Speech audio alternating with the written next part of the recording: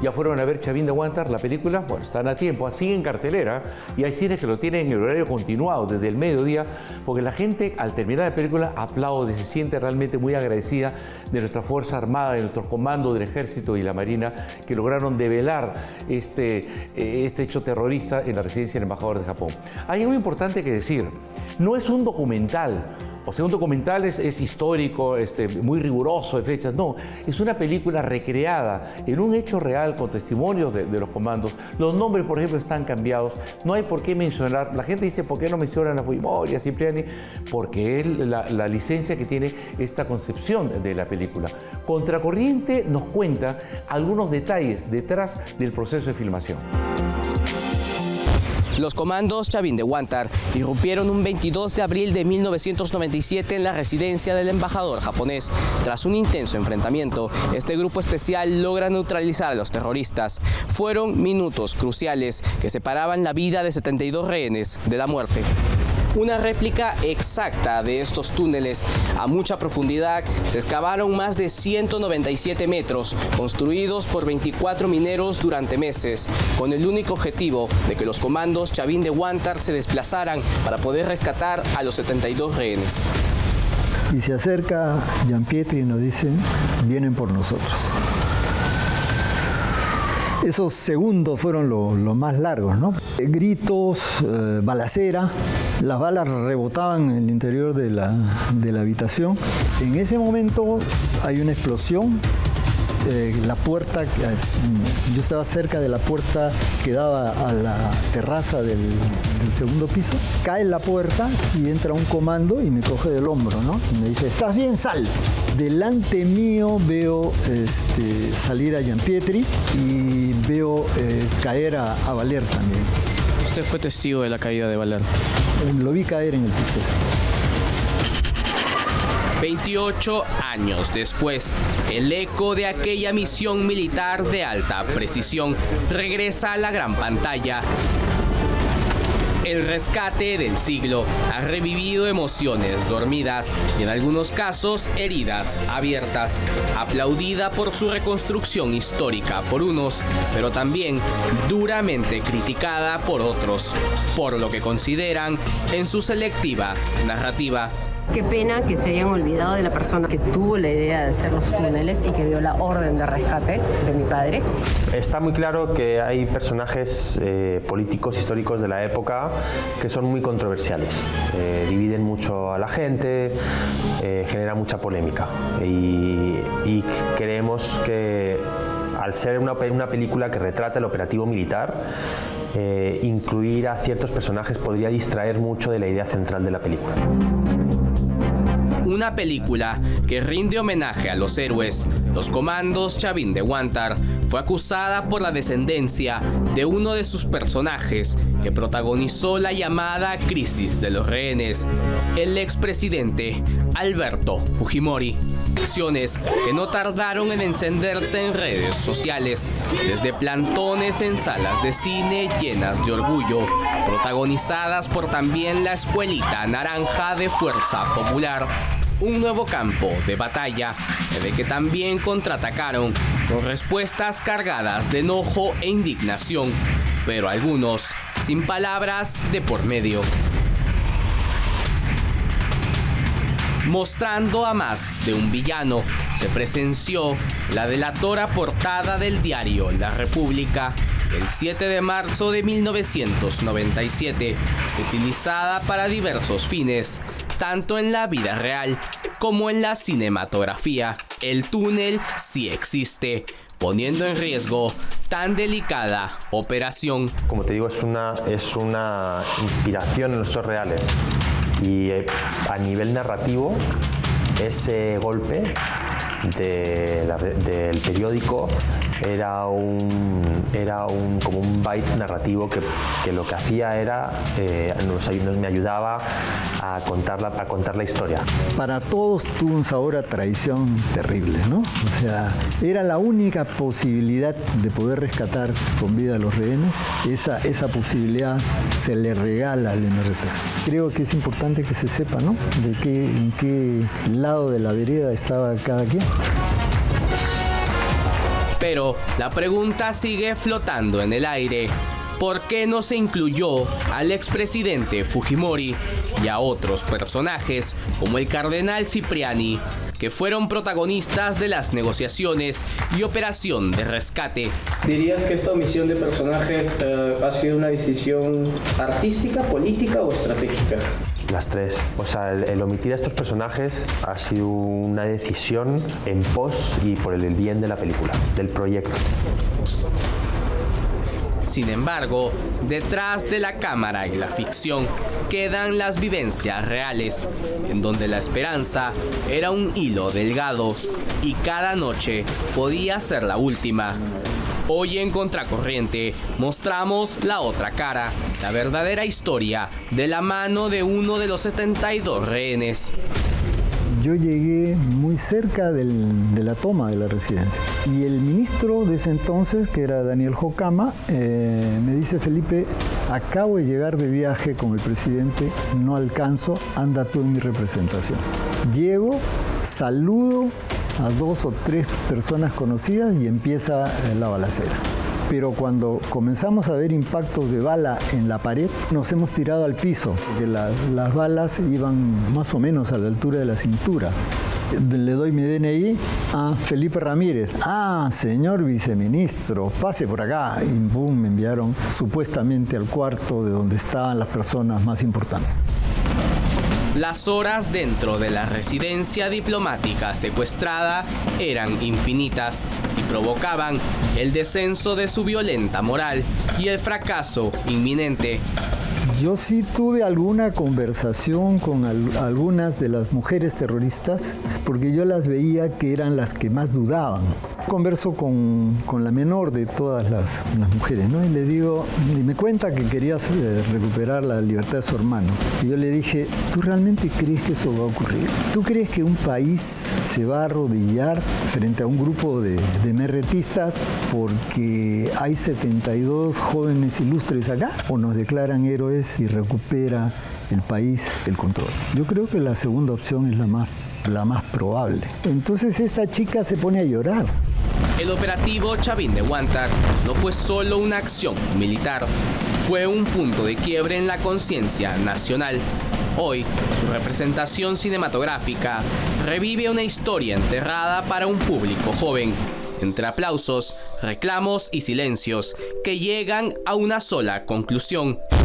Fue la operación de rescate de rehenes más exitosa en la historia y la partida de defunción del grupo terrorista MRTA.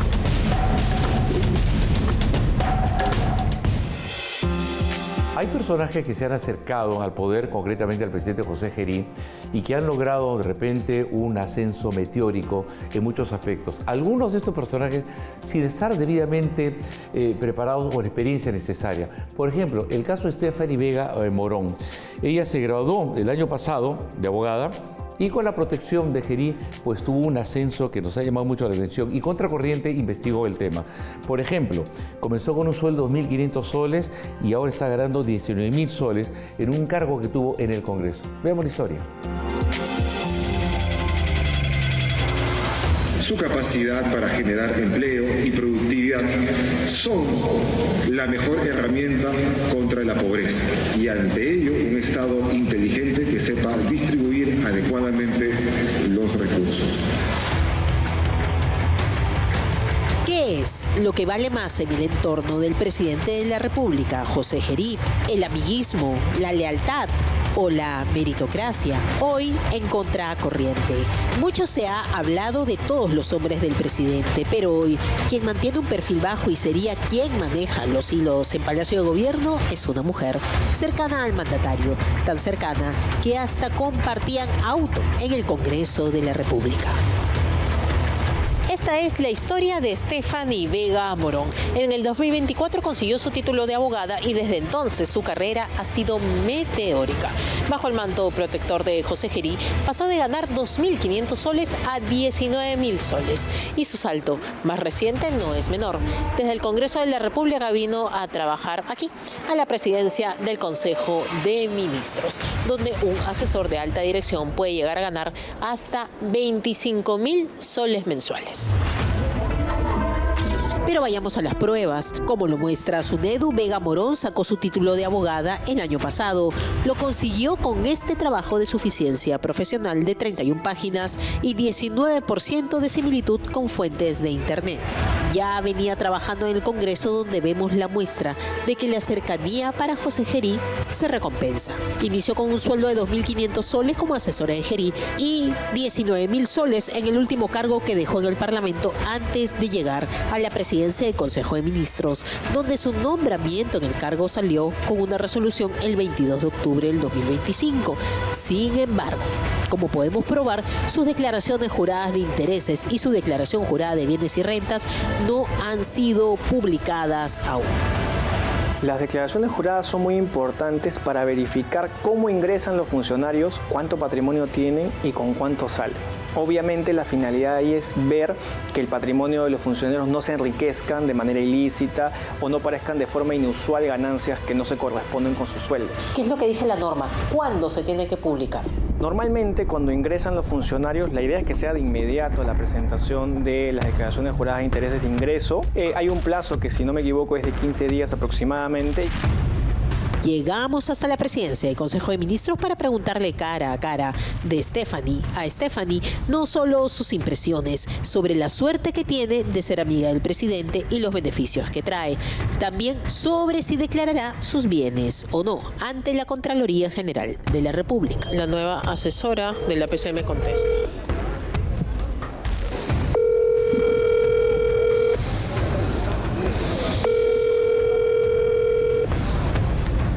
Stephanie, ¿qué tal? Qué gusto. Stephanie Medina de Contracorriente. Como quedamos, estoy esperando tus descargos, por favor. Estoy afuera de la PCM. A ver si por favor nos puedes atender.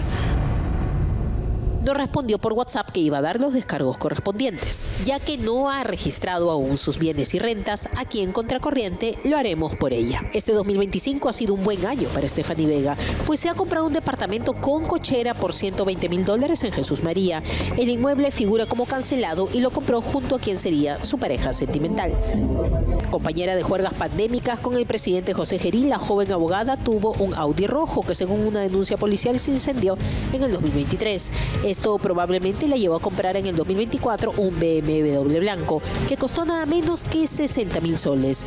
Y tanta es la confianza que no solo hay juerga en común, también hay auto compartido.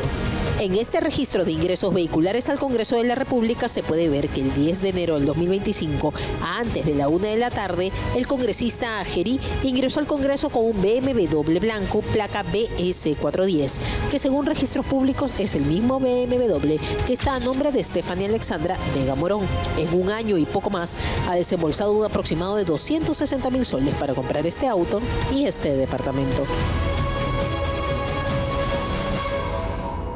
Podemos apreciar una evolución importante de su patrimonio. Ahora, esto se puede corresponder con una gran capacidad de ahorro, ¿no? Una capacidad de ahorro que va incluso casi sobre el 50% de sus ingresos mensuales, lo cual es algo bastante extraordinario, o algún problema de justificación de sus ingresos, que ella eventualmente deberá aclarar justo en la presentación de su declaración jurada de ingreso a la función pública, ¿no? Junto con el estacionamiento que se compró también, aproximadamente $60.000. Estamos hablando al tipo de cambio aproximadamente 200.000 soles. Ahora, si uno compara esta suma con los ingresos que venía percibiendo de manera mensual, es una suma que llama bastante la atención. Más el auto que se adquirió en 2024. Entonces estamos hablando de que entre 2024 y 2025 ella realizó aparentemente un desembolso aproximado de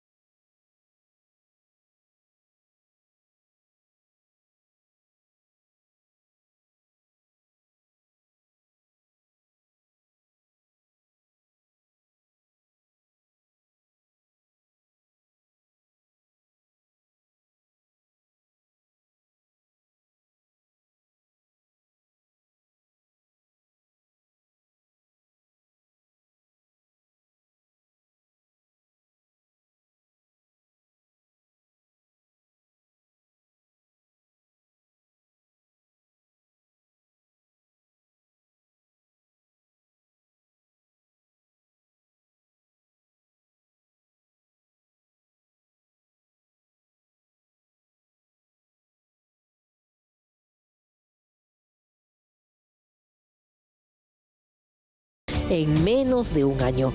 Todo indica que en el Perú algunos currículums se escriben con experiencia y otros con el poder de los amigos. Otro tema de contracorriente muy interesante. Para trabajar con el Estado hay diversas formas. Hay gente que está en planilla, o el CAS, el contrato administrativo de servicios, que hay que renovarlo cada cierto tiempo, o también la locación de servicios. O sea, uno puede contratar en el Estado a una persona o un servicio directamente con ciertos montos, hay que presentar un informe. Lo que ha llamado la atención es que en medio del estado de emergencia y la austeridad, que es importante, han habido algunos gastos que han llamado la atención. Por ejemplo, en la primera semana de noviembre, por 78.000 soles, 2 eventos que contaron con la participación de la ministra de Economía y Finanzas, Denise Miralles. Este gobierno se compromete en entregar cuentas claras porque solo un crecimiento sostenido, responsable y equitativo puede generar empleo, productividad y bienestar.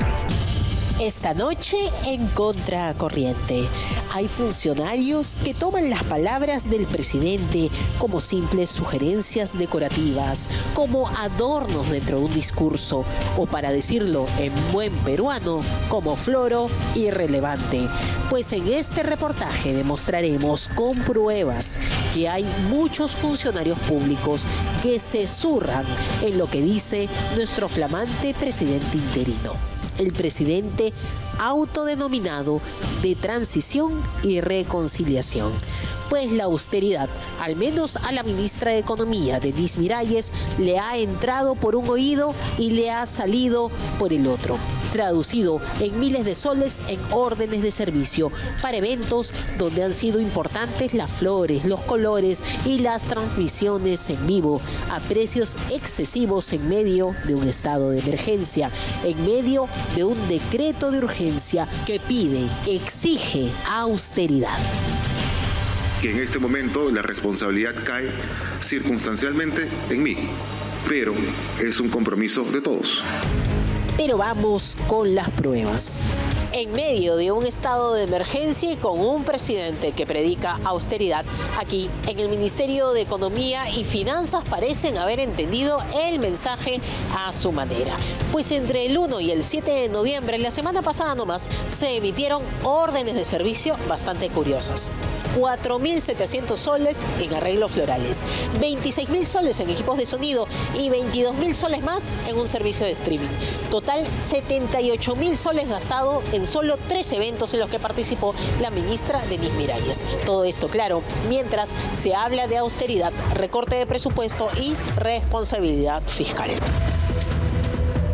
Vamos con el primer evento. La ministra Denise Miralles en la sede del Ministerio de Economía en una reunión con los empresarios en el que participó también el presidente de la República, José Gerí. Primero, el detalle del medio, las flores. Según la orden de servicio que mostramos en exclusiva, podemos ver que se usó un arreglo floral que costó 2.500 soles y 8 arreglos pequeños que costaron 280 soles. ¿Eran estos necesarios? Y si lo fueron, ¿el precio está acorde al mercado? Fuimos a varias florerías y esto fue lo que nos dijeron.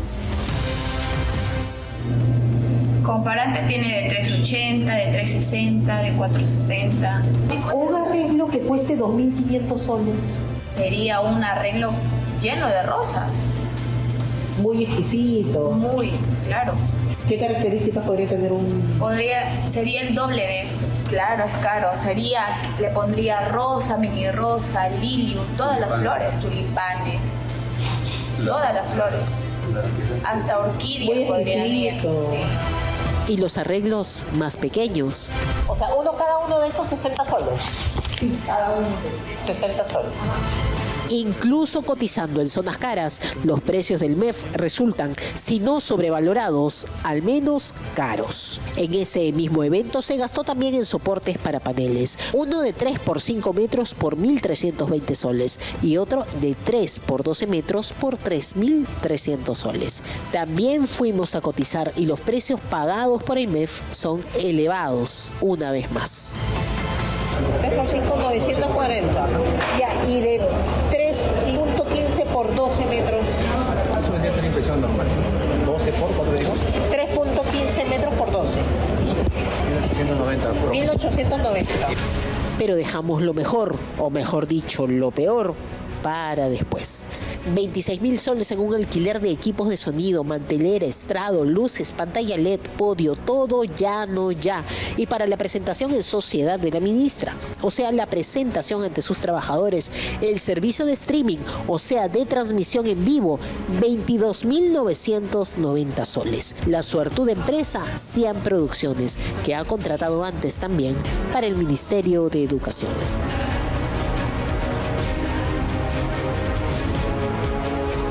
Llegado hasta donde queda la razón social de Cian Producciones, la empresa que ha contratado en los primeros días de noviembre 2 órdenes de servicio, una por 22.990 soles y otra por 26.000 soles.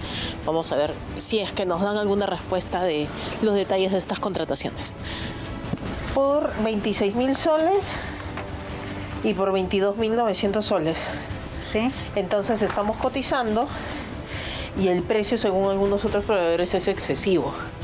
Entonces queríamos hacer la consulta de si nos podrían dar más detalle de por qué se hizo ese cobro. De por qué detalle, nada más. Es eso. Ya. Sí, ¿hay posibilidad que pueda dejarle mi número? Ya, sí. Buscamos la transmisión de 22.000 soles en las redes sociales del Ministerio de Economía y Naca la Pirinaca. Ni rastro de la presentación a los trabajadores o de la ministra. El hecho de que contraten servicios, digamos, con ciertas calificaciones técnicas que no vayan a ser utilizados con esa finalidad, ¿no? Por ejemplo, me parece que hay un servicio de streaming en el que pagando 22.000 soles aproximadamente, y uno no está, digamos, informado de cuáles son las magnitudes del streaming, y muchas veces sucede, ¿no?, con esas transmisiones que hay de, digamos, esa especie de, no sé, pues conferencia de prensa o entrevistas pequeñas, ¿no?, y así ya sea una plana regular personas que son transmitidas en redes sociales, lo cual se puede hacer con un presupuesto muchísimo más reducido. Solo para hacer una comparación conseguimos un TDR por streaming y por equipo de sonido de otra empresa con otra cotización. El costo, 5.000 soles. En realidad lo más preocupante son los de precios altos, ¿no? En esto de aquí pues se genera una serie de, una situación de competencia, ¿no?, en la cual las postulan, ¿no?, los proveedores y dan a conocer sus precios y bueno, se descarta, ¿no?, cuáles son los proveedores que se quedan, y muchas veces pasa en este interín, ¿no?, que hay cierta preferencia o puede haber una situación de...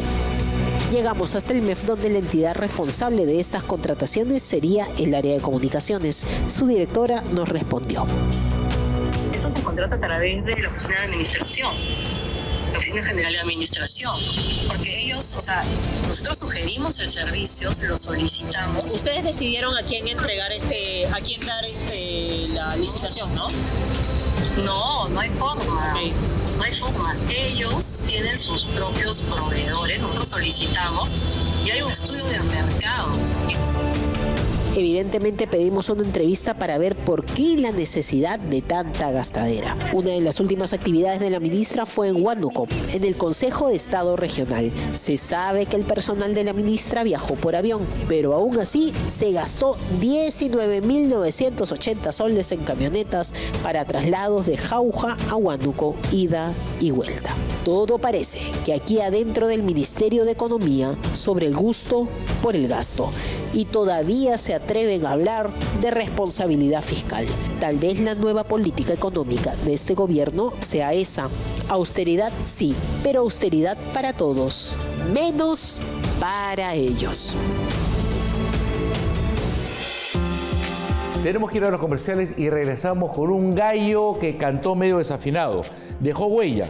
Contracorriente desarrolla la teoría de que el ex embajador de Cuba en el Perú, Carlos Zamora, que le decían el gallo, fue enviado para la penetración de un pensamiento ideológico que tuvo además, lamentablemente, mucha incidencia en nuestro país.